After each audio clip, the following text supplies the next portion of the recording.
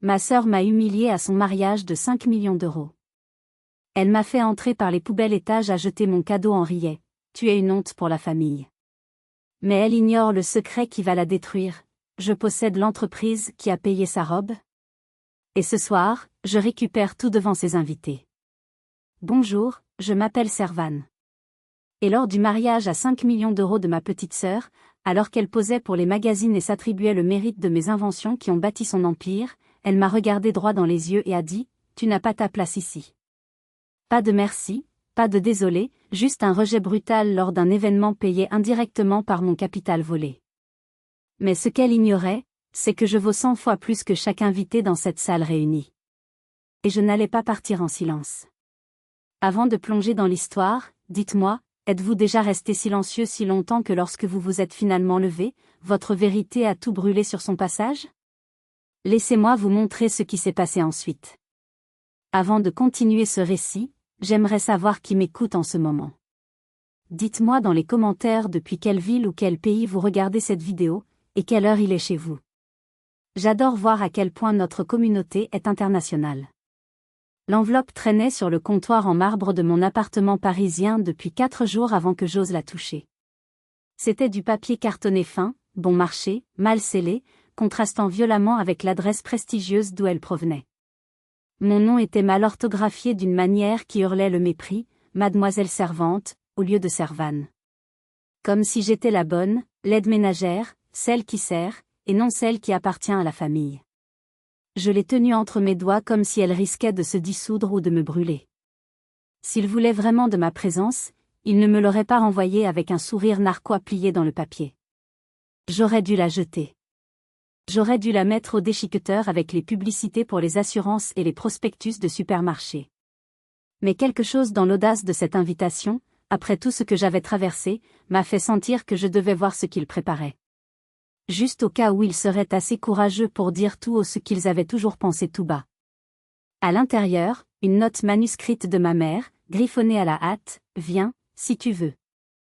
Mais par pitié, ne fais pas honte à ta sœur. Et n'oublie pas, le thème est bleu pastel. Ne porte pas de noir, c'est un mariage, pas un enterrement. » J'ai relu cette phrase 3 fois. Bleu pastel. C'était étrange. Lauralie, ma sœur, avait toujours juré qu'elle aurait un mariage en black TIE, d'une élégance monochrome, inspirée des grands bals de Truman Capote. Pourquoi ce changement soudain pour du pastel? Mais j'ai haussé les épaules. Peut-être que le goût de Lauralie avait changé. Ou peut-être que c'était une autre façon de me dire que je devais me fondre dans le décor, être aussi douce et inoffensive qu'une couleur délavée. Je me suis souvenu de mon enfance. J'avais toujours été l'ombre. Lauralie était la lumière. Quand j'avais 10 ans, j'avais gagné un concours national de sciences. Mes parents m'avaient dit « c'est bien », avant de passer 2 heures à féliciter Lauralie pour avoir réussi à faire une roue en gymnastique. Quand j'ai obtenu mon doctorat en biologie marine à 24 ans, ils ont demandé si cela m'aiderait à trouver un vrai mari riche. Lauralie, elle, était l'enfant doré. Celle qui brillait sans effort, celle qui prenait toute la place, tout l'oxygène dans la pièce. Et maintenant, elle allait épouser Amaury, un homme issu d'une vieille famille aristocratique, lors d'un mariage qui coûtait plus cher que tout ce que nos ancêtres avaient gagné en 3 générations. J'ai regardé par la fenêtre de mon Penthouse, observant les toits de Paris sous la pluie. Ils pensaient que j'étais une bibliothécaire solitaire, une universitaire ratée qui vivait dans un studio poussiéreux. Ils ne savaient rien de ma vie. Rien de mes brevets. Rien de ma fortune. J'ai posé l'invitation sur la table. Très bien, ai-je murmuré à la pièce vide. Tu veux du bleu pastel, Lauralie? Tu auras du bleu pastel. Mais je ne savais pas encore que ce simple choix de couleur allait être le premier piège d'une longue série, une humiliation soigneusement orchestrée pour me briser devant l'élite française. Le samedi est arrivé vite, trop vite. Deauville brillait sous un soleil de fin de printemps, comme elle le faisait toujours, arrogante et magnifique. L'air sentait le sel, l'argent et les chevaux de course. J'ai garé ma vieille Peugeot 205 devant l'hôtel Le Normandie. C'était ma première voiture, achetée avec ma bourse d'études, et je l'avais gardée par sentimentalisme, même si j'avais une flotte de véhicules bien plus impressionnants cachés dans un garage privé à Neuilly. Mais aujourd'hui, je jouais le rôle qu'il m'avait assigné, la pauvre sœur. Dès que j'ai coupé le moteur, j'ai senti le regard du valet. Il s'est approché avec une politesse forcée, le genre de politesse qu'on réserve aux touristes égarés qu'on veut faire déguerpir. Autour de moi, ce n'était que Bentley, Ferrari et Rolls-Royce. Ma petite voiture grise semblait être une verrue sur le visage immaculé de l'hôtel. « Vous avez une réservation, madame ?» a-t-il demandé, sans même ouvrir ma portière. « Je suis ici pour le mariage », ai-je répondu en sortant. J'ai lissé ma robe. Je l'avais teinte moi-même avec des pigments naturels extraits d'algues rares, un bleu céruléen pâle, presque éthéré, qui capturait la lumière comme la surface de l'océan. Elle était simple, fluide, sans sequin ni décolleté plongeant. Juste de la soie pure et des lignes épurées. Comme moi. J'ai ajusté la bretelle sur mon épaule, lissé mes cheveux et me suis dirigé vers les doubles portes vitrées sous l'arche à colombage. C'est là que le piège s'est refermé. En entrant dans le hall majestueux, le temps s'est arrêté. Littéralement. Les conversations se sont tues. Les têtes se sont tournées. Et j'ai senti la chaleur monter à mes joues, non pas à cause du soleil, mais à cause de la honte. Tout le monde. Absolument tout le monde. Hommes et femmes. Ils portaient du noir. Des smokings noirs impeccables. Des robes de soirée noires, longues, sculpturales, dramatiques. C'était une marée d'élégance sombre et intimidante. Et moi ? J'étais une tache bleue pâle au milieu d'un enterrement de luxe. Lauralie ne m'avait pas seulement suggéré une couleur. Elle m'avait menti. Elle m'avait donné un code vestimentaire opposé à celui de tous les autres invités pour s'assurer que je me démarque de la pire des manières possibles. Je ressemblais à une animatrice de colonie de vacances perdue dans un gala de charité. Je ressemblais à une erreur. J'ai vu des femmes chuchoter derrière leurs mains gantées. J'ai vu des hommes lever un sourcil amusé. J'ai entendu un rire étouffé, cruel et pointu comme un éclat de verre. J'ai failli faire demi-tour. Je le jure. J'aurais pu courir jusqu'à ma voiture, démarrer en trombe et retourner à Paris, loin de ces regards qui me déshabillaient de ma dignité. J'aurais pu pleurer. Mais je me suis souvenu de ce que mon grand-père, le seul qui m'avait vraiment aimé, me disait: « Servane, la dignité ne se crie pas. Elle se porte comme une armure invisible. » Alors, j'ai levé le menton. J'ai serré ma pochette contre ma hanche. Et j'ai continué à marcher vers l'accueil, seule tache de couleur dans ce monde noir et blanc, refusant de leur donner la satisfaction de me voir fuir. Mais avant que je puisse atteindre le tapis de bienvenue, un homme en costume noir et oreillettes s'est interposé directement sur mon chemin. Il était immense, large d'épaules, avec le regard vide de ceux qui sont payés pour ne pas avoir d'émotion. « Madame, les livraisons et l'accès des vendeurs se font par la voie de service. Contournez le bâtiment, s'il vous plaît, dit-il, calme mais ferme. » J'ai cligné des yeux. « Je ne suis pas une vendeuse, dis-je, poli mais stable. Je suis une invitée. Je suis la sœur de la mariée. » Il n'a pas bougé d'un millimètre. Il m'a scanné de haut en bas, s'attardant sur ma robe bleue simple, mes sandales plates, je détestais les talons, et l'absence totale de bijoux ostentatoires. Le coordinateur a été très clair. Les invités sont en tenue de soirée complète. Le personnel et les aides doivent passer par l'arrière. Soudain, une main a saisi mon bras. C'était ma mère. Elle était magnifique dans une robe fourreau noir signée Dior, mais son visage était tordu par une grimace de dégoût. « Maman » ai-je commencé, soulagée. « Dis-lui que... » « Tais-toi » siffla-t-elle. Sa voix était basse, venimeuse. « Regarde-toi, Servane. Tu as l'air d'une paysanne. Je t'avais dit de ne pas nous faire honte. Mais tu as écrit sur l'invitation. J'ai dit bleu pastel pour le déjeuner du lendemain. Tu ne sais donc pas lire, mentit-elle sans vergogne, ses ongles s'enfonçant dans ma chair. Lauralie va être dévastée si elle voit cette horreur gâcher ses photos d'entrée. Elle se tourna vers le garde avec un sourire charmant qui ne touchait pas ses yeux. Excusez-la. Elle est un peu lente. Elle va passer par l'entrée de service pour ne pas déranger les photographes. Maman, non. Fais ce qu'on te dit, pour une fois. Elle me poussa, littéralement, vers la porte latérale. Je suis restée là, stupéfaite. Mon propre père, qui discutait avec un sénateur à quelques mètres, a vu la scène. Nos regards se sont croisés. J'ai cherché une once de soutien, de défense. Il a simplement détourné le regard, prenant une gorgée de champagne, comme si je n'étais qu'un courant d'air gênant. Le garde fit un geste vers une porte battante en métal. Par là, madame. J'ai avalé ma fierté, qui avait le goût de la cendre. J'ai contourné le coin, passant devant la file de traiteurs déchargeant des plateaux d'argent des camions. J'ai marché à côté d'un homme qui hurlait dans son casque à propos de la température des homards.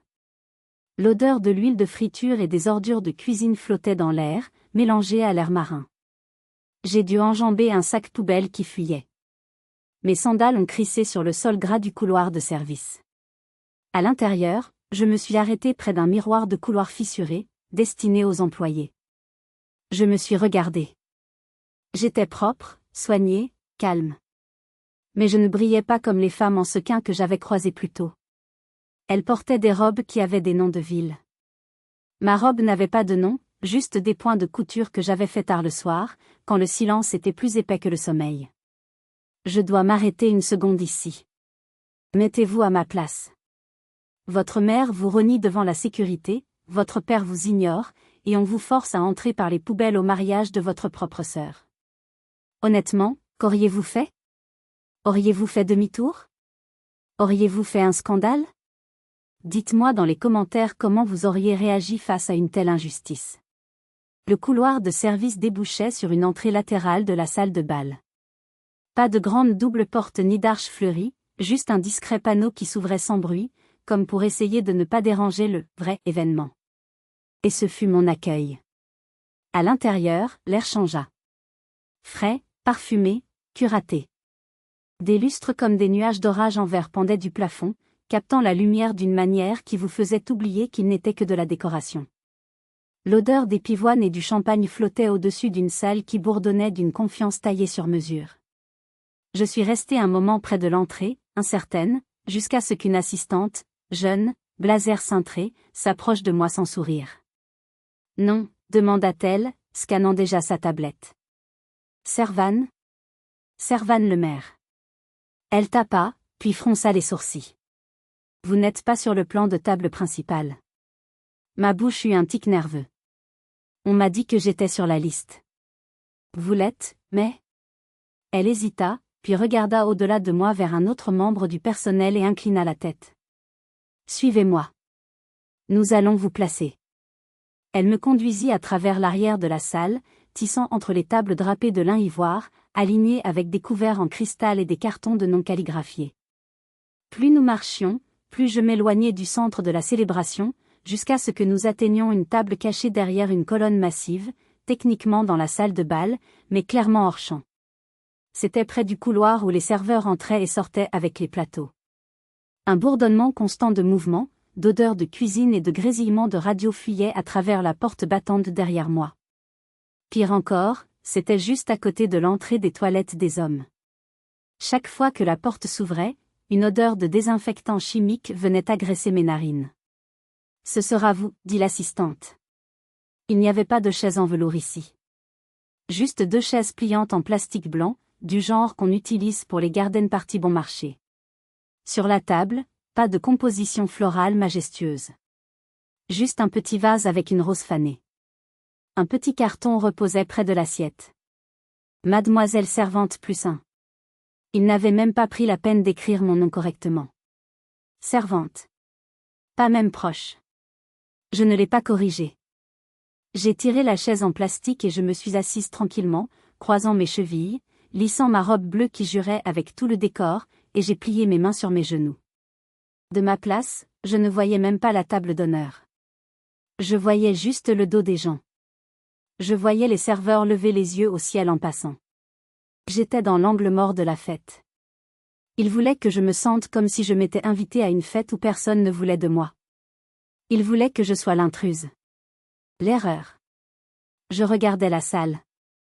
Les gens scintillaient sous les lumières. Les talons claquaient contre le sol comme de la ponctuation. Les rires coulaient par rafales. J'ai reconnu des visages, certains avec qui j'avais grandi, d'autres que je n'avais pas vus depuis le dernier enterrement, mais aucun ne regardait dans ma direction. J'étais invisible. Et c'est exactement là, dans cet angle mort, que j'ai commencé à observer. J'ai vu Amaury, le marié, boire verre après verre avec une nervosité palpable. J'ai vu mon père vérifier son téléphone toutes les 2 minutes, anxieux. J'ai vu Lauralie, rayonnante, mais avec ce sourire carnassier qu'elle avait quand elle mentait. Ils pensaient m'avoir puni en me mettant dans l'ombre. Mais ils avaient oublié une chose, c'est dans l'ombre qu'on voit le mieux la lumière. Et ce que je voyais n'était pas un mariage heureux. C'était une mise en scène désespérée. Puis vint le moment des discours. La salle s'est tue lorsque Lauralie a pris le micro, sublime dans sa robe Vera Wang sur mesure. Merci à tous d'être ici ce soir, sa voix résonnait, claire et pleine de contrôle. Ce jour signifie le monde pour moi, pour nous. Applaudissements polis. Elle sourit parfaitement et tendit la main vers son fiancé. À mon partenaire, à ma nouvelle famille, et à la mienne, ceux qui m'ont toujours soutenu, cru en moi, porté. J'ai pris une gorgée lente de mon champagne tiède, goûtant l'amertume derrière les bulles. Lauralie regarda autour d'elle avec une pose théâtrale. Et bien sûr, ajouta-t-elle, la voix douce comme du glaçage, à ceux qui nous ont surpris en venant même quand nous pensions qu'ils n'oseraient pas. Un léger rire parcourut la foule. Certaines personnes, dit-elle, ses yeux cherchant enfin le coin sombre où j'étais assise, ne savent tout simplement pas quand elles ne sont pas invitées à briller. Ma sœur, Servane. Le projecteur balaya la salle et s'arrêta sur moi. La lumière blanche m'aveugla un instant. J'ai cligné des yeux, me sentant comme un animal traqué. Oh, regardez, s'exclama Lauralie, feignant la surprise. Elle a mis du bleu. J'avais pourtant dit, enfin, peu importe. C'est tellement Servane de ne pas comprendre les instructions simples, n'est-ce pas? La salle éclata de rire. Un rire cruel, collectif. Mais sérieusement, continua Lauralie, adoptant un ton faussement compatissant. Je suis heureuse qu'elle soit là. Elle nous rappelle à tous combien nous avons de la chance d'avoir réussi. Servane a toujours eu ses propres défis. Pas beaucoup d'ambition, toujours dans ses livres, toujours à rêver de sauver le monde avec ses petites algues et ses plantes. Elle se tourna vers Amaury. Chérie, tu te souviens quand elle essayait de nous expliquer que les algues allaient remplacer le pétrole? C'était mignon, non? Comme un enfant qui croit au Père Noël. Amaury rit, un rire gras et nerveux. Oui, très imaginatif. C'est grâce à des gens comme elle, conclut Lauralie, que nous, les vrais entrepreneurs, brillons encore plus fort. Merci, Servane, d'être notre contraste. Le projecteur s'éteignit, me laissant dans l'obscurité avec les taches violettes dansant devant mes yeux. Mes mains tremblaient sous la nappe. Pas de peur. De rage. Elle parlait de mes recherches. Celles sur les biocarburants à base de microalgues. Celles pour lesquelles j'avais déposé 3 brevets internationaux il y a 5 ans. Celles qui, ironiquement, étaient la base technologique de la start-up GreenTech que Lauralie et Amaury venaient de lancer et pour laquelle ils levaient des fonds ce soir. Ils se moquaient de la source même de leur richesse supposée. Ils se moquaient de l'intellect qu'ils avaient pillé. À la table d'Accent Grave Côté, un groupe de jeunes influenceurs en velours et soie se pencha plus près. C'est elle la sœur, chuchota l'une d'elles, ne prenant même pas la peine d'être discrète. Pourquoi elle est assise près des toilettes? Elle a l'air tellement basique, ricana une autre, levant son téléphone. C'est de l'or. Hashtag drama familial. Je n'ai pas bougé. Je n'ai pas pleuré. J'ai senti quelque chose se durcir en moi, comme du béton qui prend. La tristesse que je portais depuis des années s'évaporait, remplacée par une clarté froide et cristalline. Lauralie pensait qu'elle venait de m'enterrer. Elle ne savait pas que j'étais une graine. Et elle venait juste de m'arroser avec suffisamment de haine pour me faire pousser des épines. Le moment des cadeaux est arrivé. Une procession de boîtes d'orange Hermès, de sacs bleus Tiffany et d'enveloppes épaisses s'empilait sur la table centrale. Je me suis levée. J'avais apporté quelque chose. Ce n'était pas flashy. Pas de ruban scintillant. Juste une petite boîte en bois de chêne, polie à la main, que j'avais fabriquée moi-même. À l'intérieur, il y avait un cube de cristal. Gravé au laser à l'intérieur du cube, il y avait la structure moléculaire de la première souche d'algues que nous avions découverte ensemble quand nous étions enfants, dans la mare derrière la maison de grand-mère. C'était symbolique. C'était un rappel que, malgré tout, je voulais croire qu'il restait une part d'humanité en elle. Et caché sous le velours de la boîte, il y avait un chèque. Un chèque de 50 000 €. C'était une somme énorme pour la bibliothécaire qu'il pensait que j'étais. C'était toutes mes économies officielles. Je voulais lui donner pour qu'elle puisse, pour une fois, démarrer quelque chose sans l'argent de papa et maman. Je me suis approchée de la table des mariés.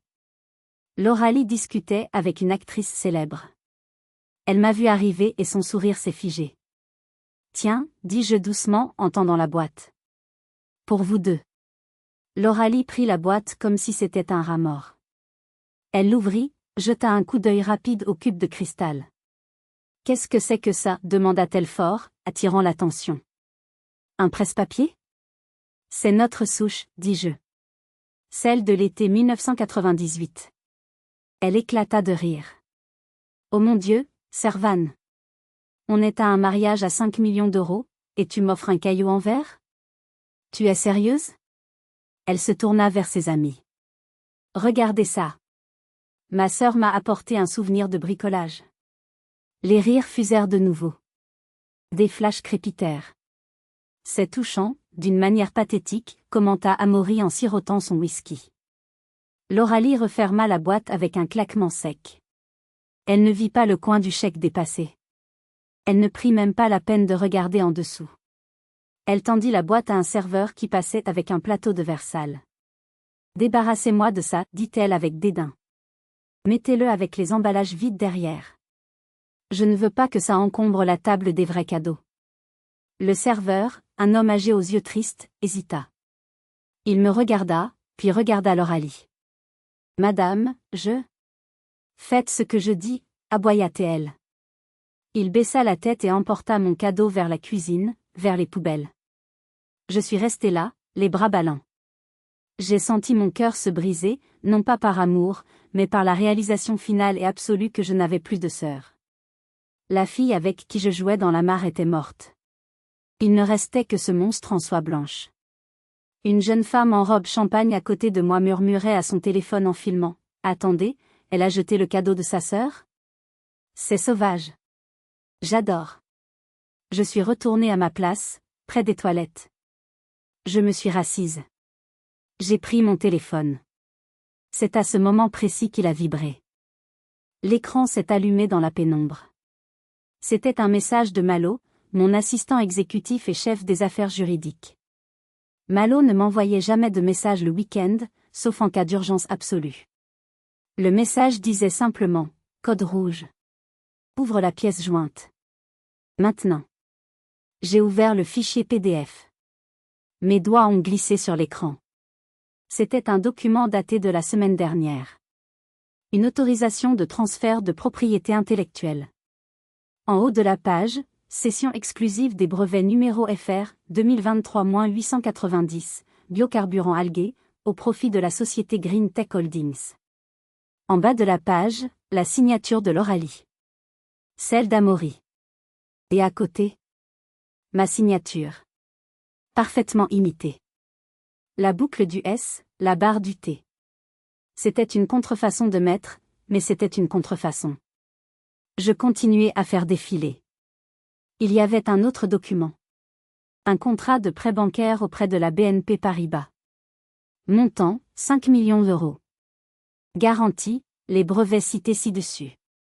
Objet, financement de lancement et frais événementiels. Je me suis figée. Le monde autour de moi est devenu flou. Le bruit des couverts, la musique jazz, les rires, tout s'est transformé en un bourdonnement lointain. Ils n'avaient pas seulement volé mon idée pour se donner de l'importance. Ils avaient volé ma propriété légale. Ils avaient imité ma signature pour transférer mes brevets à leur coquille vide d'entreprise, et ils avaient utilisé ces actifs volés comme garantie pour emprunter l'argent qui payait ce mariage. Ce champagne que je buvais ? Payé avec mon argent. Cette robe Vera Wang ? Payée avec mon argent. Ces fleurs, cet hôtel, ce caviar? Tout était payé avec le fruit de mon travail, volé par ma propre famille. Un deuxième message de Malo apparut, ils ont fait ça mardi. La banque vient de valider le transfert. Servan, si on ne conteste pas ça dans les 24 heures, les actifs sont gelés à leur nom. C'est de la fraude massive. Qu'est-ce qu'on fait? J'ai levé les yeux. J'ai regardé la table d'honneur. Loralie riait, la tête renversée en arrière, exposant son long cou blanc. Amaury lui chuchotait quelque chose à l'oreille, l'air suffisant. Mes parents rayonnaient de fierté, pensant avoir réussi le coup du siècle, marier leur fille à un noble et s'enrichir sur le dos de leur « bête de somme » de fille aînée. Ils pensaient que j'étais stupide. Ils pensaient que j'étais faible. Ils pensaient que je ne découvrirais jamais rien parce que je vivais dans mon petit monde. Je n'ai plus senti la honte. Je n'ai plus senti la tristesse. Une froideur absolue m'a envahi. C'était une sensation puissante, clinique. Comme un scalpel avant l'incision. J'ai tapé une réponse à Malo, prépare l'option nucléaire. Envoie tout à l'huissier local. Et contacte Madame Ferrier. Elle est dans la salle. J'ai posé mon téléphone. J'ai lissé ma robe bleue. Je me suis levée. Cette fois, je ne marchais pas comme une victime. Je marchais comme le propriétaire des lieux. Mais ce qu'il ne savait pas, pensais-je en traversant la salle, c'est qu'on ne vole pas une scientifique. On lui donne juste de nouvelles données pour son expérience. J'ai repéré Amaury se dirigeant vers la terrasse extérieure, un cigare cubain à la main. Il avait besoin d'une pause loin de l'adoration forcée. C'était ma chance. Je l'ai suivi. L'air dehors était plus frais, le bruit des vagues de la Manche frappait le rivage. Il allumait son cigare, le visage éclairé par la flamme du briquet. Amaury, dis-je. Ma voix n'était pas forte, mais elle coupa le vent comme une lame. Il sursauta, manquant de faire tomber son cigare. Il se retourna, l'air agacé. Servan? Qu'est-ce que tu fais ici? Les toilettes sont de l'autre côté. On doit parler. Maintenant. Il rit, un son nerveux. Écoute, si c'est pour le discours de Loralie, ne le prends pas mal. C'est juste de l'humour. Tu sais comment elle est. Je m'approchai de lui. Je sortis mon téléphone et ouvris le fichier PDF. Je le lui mis sous le nez. Ce n'est pas de l'humour, Amaury. C'est du faux et usage de faux. C'est de l'escroquerie en bande organisée. Et c'est passible de 10 ans de prison et 1 million d'euros d'amende. Il plissa les yeux, regardant l'écran lumineux. La couleur quitta son visage instantanément. Le cigare tomba de ses doigts et roula sur les pavés. Je ne sais pas de quoi tu parles, bégaya-t-il. C'est. Loralie a dit que tu avais signé. Elle a dit que c'était ton cadeau de mariage. Tu as signé à côté de ma fausse signature, Amaury. Tu es le PDG de Green Tech. Tu es légalement responsable. Il recula, heurtant la balustrade en pierre. Non, non. C'était l'idée de tes parents. Ils ont dit que tu ne l'utilisais pas. Que c'était du gâchis. Ils ont dit que tu serais d'accord. Je ne suis pas d'accord, dis-je calmement. Ces brevets valent 50 millions d'euros. Et vous les avez volés pour payer des petits fours et une robe. Il tremblait maintenant. Le garçon arrogant avait disparu, remplacé par un enfant terrifié. Qu'est-ce que tu veux? De l'argent? On peut s'arranger. Je le regardais avec un dégoût profond. Je ne veux pas de ton argent sale, Amaury.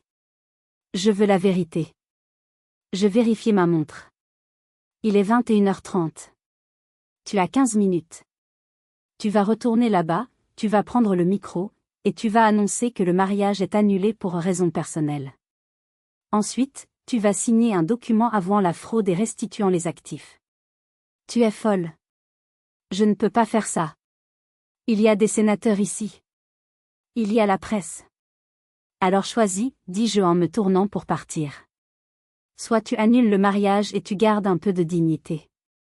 Soit je laisse mon avocat appuyer sur « Envoyer » à 21h45, et la police vient te chercher avant le dessert. Imagine la photo, toi, menotté dans ton smoking, à la une du Figaro demain matin. Je le laissai là, hyperventilant dans l'obscurité, regardant l'océan comme s'il espérait qu'une vague l'emporte. Je savais qu'il était lâche. Mais je ne savais pas encore à quel point ma sœur, elle, était dangereuse. Je ne suis pas retournée à ma place.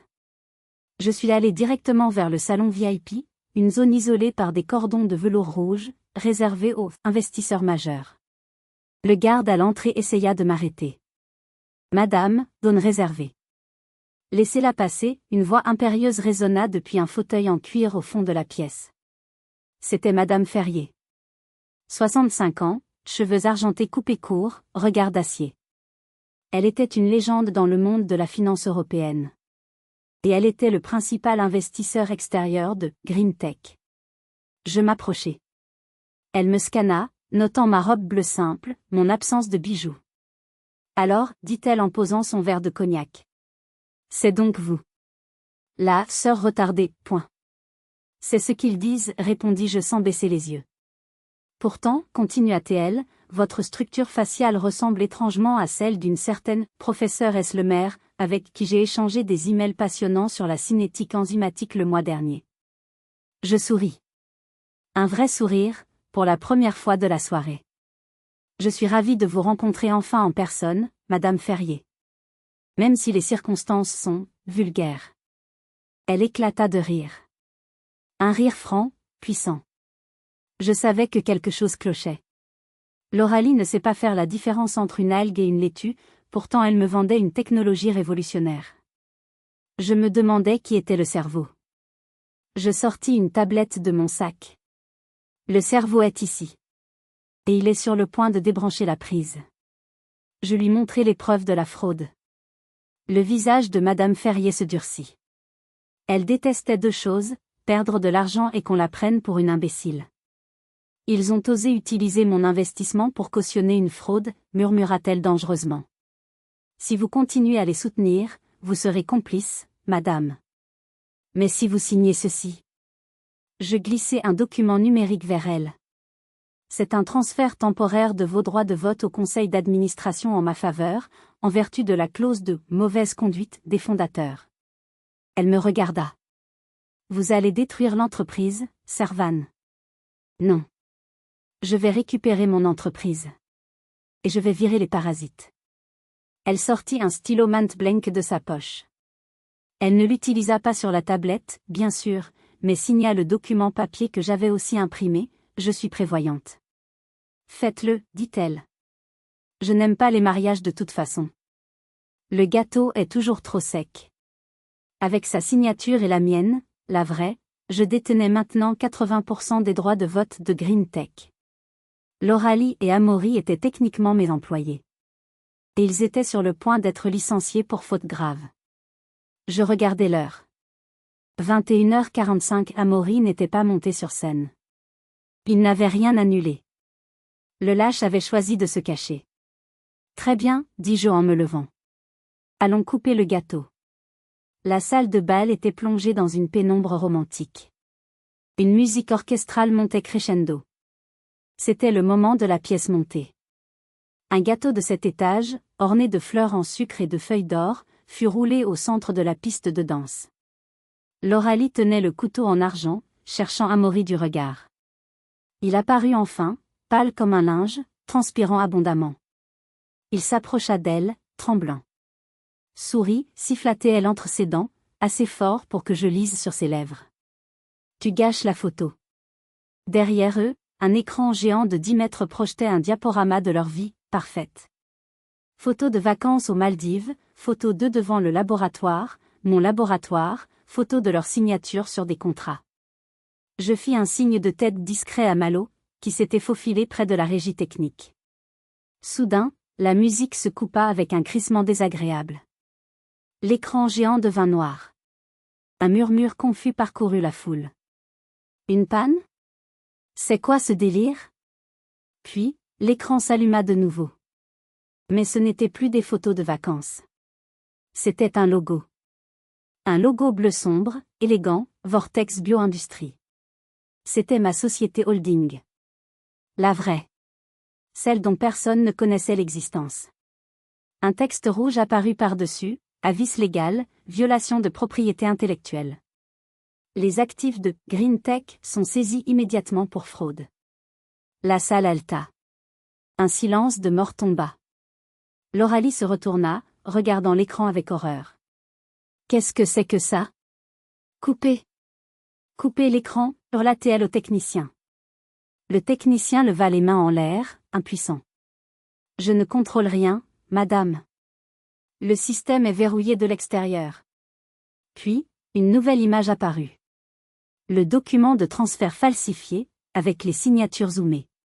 Et à côté, une analyse graphologique confirmant la contrefaçon. Amaury, cria Lauralie. Fais quelque chose. Mais Amaury reculait. Il lâcha le couteau à gâteau. Il regarda la foule, ses parents, les investisseurs. Je suis désolé, balbutia-t-il dans le silence amplifié par l'acoustique de la salle. Elle m'a forcé. Je ne voulais pas. Quoi? Lauralie le fixa. Il n'y a pas d'argent, cria Amaury, sa voix se brisant. C'est l'argent de Servan. Tout est à Servan. On a tout volé. Le chaos éclata. Les murmures devinrent des cris. Les téléphones se levèrent pour filmer. Madame Ferrier se leva de sa table VIP. Sa voix porta sans effort. En tant qu'investisseur principal, je confirme. Je retire mes fonds. Cette mascarade est terminée. Je me suis levé de ma chaise en plastique, près des toilettes. J'ai pris mon verre de champagne. J'ai marché lentement vers le centre de la salle, fendant la foule comme Moïse ouvrant la mer Rouge.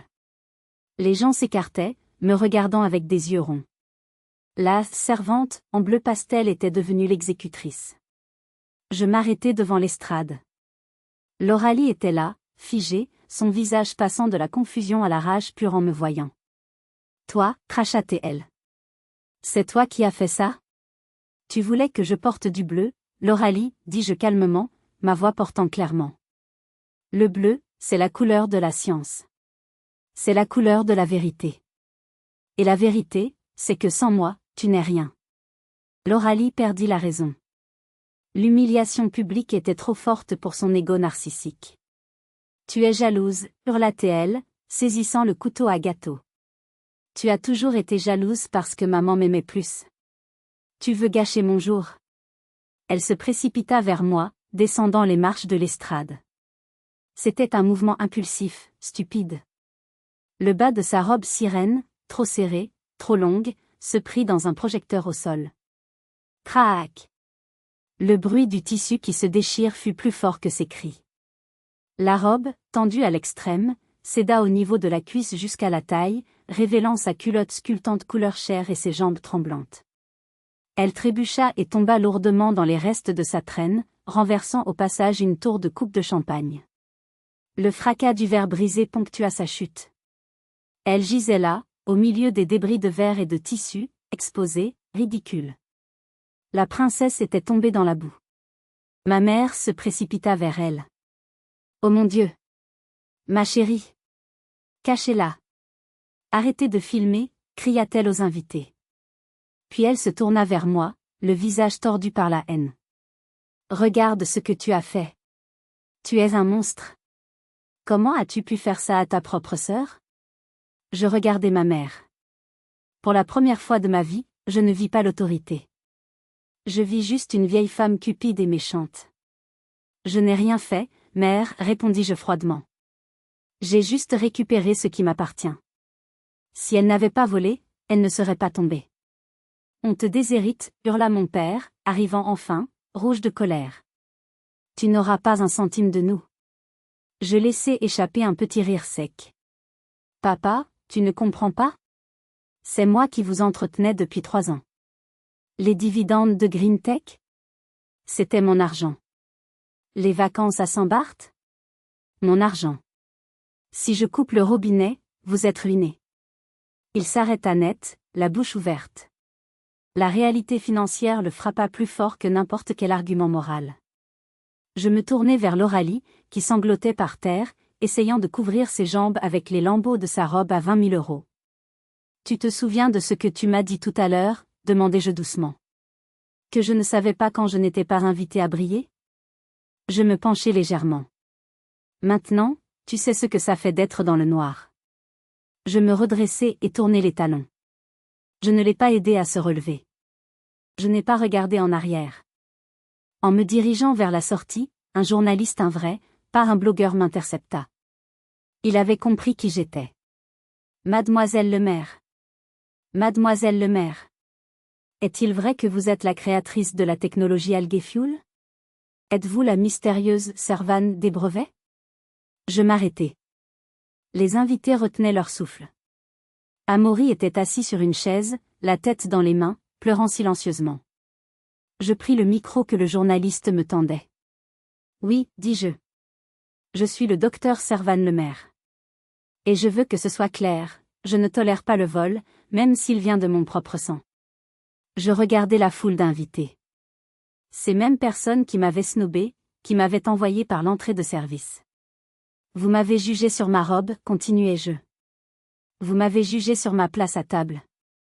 Vous pensiez que la valeur d'une personne se mesurait à l'éclat de ses bijoux. Mais pendant que vous vous moquiez de moi, je possédais la salle dans laquelle vous vous teniez. Un silence lourd, presque religieux, tomba.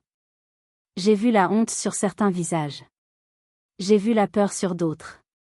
Profitez du gâteau, conclus-je. C'est probablement la dernière chose que ma famille pourra vous offrir. Je rendis le micro. À ce moment-là, j'entendis des sirènes au loin. La police. Malo avait été efficace. La fraude bancaire est prise très au sérieux en France. Il venait pour Amaury, et probablement pour Lauralie aussi. Je sortis par les grandes portes principales. Cette fois, personne ne m'arrêta. Le portier qui m'avait envoyé à l'arrière me tenait la porte ouverte, le visage pâle, n'osant pas me regarder dans les yeux. L'air de la nuit me frappa. Il était pur. Il était libre. Je n'ai pas dormi cette nuit-là. Je suis allé marcher sur les planches, la célèbre promenade en bois de Deauville, alors que le soleil commençait à peine à teinter le ciel de rose et d'or. La plage était déserte, à l'exception de quelques mouettes. La mer était calme, indifférente aux drames humains. J'ai sorti mon téléphone. Les nouvelles étaient partout. Scandale à Deauville, la mariée arrêtée en robe déchirée. L'escroquerie du siècle, comment la génie Servane le maire a piégé sa famille voleuse. Amaury devait, en garde à vue pour fraude bancaire. Il y avait des photos de moi, sortant de l'hôtel, la tête haute dans ma robe bleue. Les commentaires avaient changé. Quelle reine! Elle les a détruits avec classe. Le bleu lui va si bien. Je rangeai mon téléphone. Je ne cherchais pas la gloire sur Internet. Je cherchais juste à respirer. Soudain, j'entendis des pas derrière moi sur le bois. Je me tendis, m'attendant à une confrontation. Mais c'était le vieux serveur. Celui qui avait emporté mon cadeau. Il tenait quelque chose dans ses mains. La boîte en bois de chêne. Mademoiselle, dit-il doucement, essoufflé. Je l'ai récupérée dans la benne avant qu'il ne la vide. Je ne pensais pas que c'était juste de jeter un tel travail. Il me tendit la boîte. Elle sentait un peu le café froid, mais elle était intacte. Et j'ai trouvé ça par terre, à côté, ajouta-t-il en sortant le chèque de 50 000 € de sa poche. Il était un peu froissé, mais lisible. Je regardais cet homme. Il avait des rides profondes, des mains usées par le travail. Il aurait pu garder ce chèque. Il aurait pu l'encaisser ou le vendre à un tabloïd. Mais il était là, à l'aube, pour me le rendre. Merci, dis-je, la gorge serrée. Comment vous appelez-vous? Jacques, mademoiselle. Je pris le chèque. Je regardai le chiffre. Puis je regardai Jacques. Jacques, avez-vous des enfants? 2 petits-fils. L'un veut être ingénieur, mais les écoles coûtent cher. Je sortis un stylo de mon sac. Je rayai le nom de Lauralie sur le chèque.